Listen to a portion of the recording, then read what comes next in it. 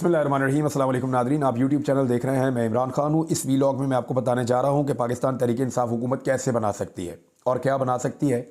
ये बहुत बड़ा सवाल है, क्योंकि देखें, खैबर पख्तूनख्वा में भी उनके उम्मीदवार आज़ाद हैं, वफाक में भी उनके उम्मीदवार आज़ाद हैं और पंजाब में भी उनके उम्मीदवार आज़ाद हैं।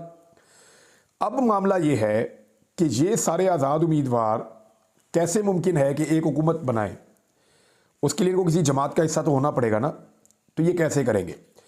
ये जो सवाल है, इसका जवाब ढूंढने की हमने बड़ी कोशिश की है। मैं इसके बारे में आपको बताता हूँ, लेकिन थोड़ी सी चीज़ें मैं आपको बता दूँ। एक तो मियाँ नवाज शरीफ साहब और उनके बहुत सारे सहाफ़ी वो काफ़ी बदमज़ा हुए हैं, बल्कि वो जो सहाफ़ी जिनका ताल्लुक़ बहुत करीबी था मियाँ नवाज शरीफ से और PMLN से या पीपल्स पार्टी से, वो खुद अब तनकीद कर रहे हैं इस सारे प्रोसीजर के ऊपर। वो लोग जो हम पे तनकीद किया करते थे, मिसाल के तौर पे अफसार आलम साहब जो नून लीग के बहुत करीबी हैं, इन्होंने पहले ओहदे भी ले रखे थे, जैसे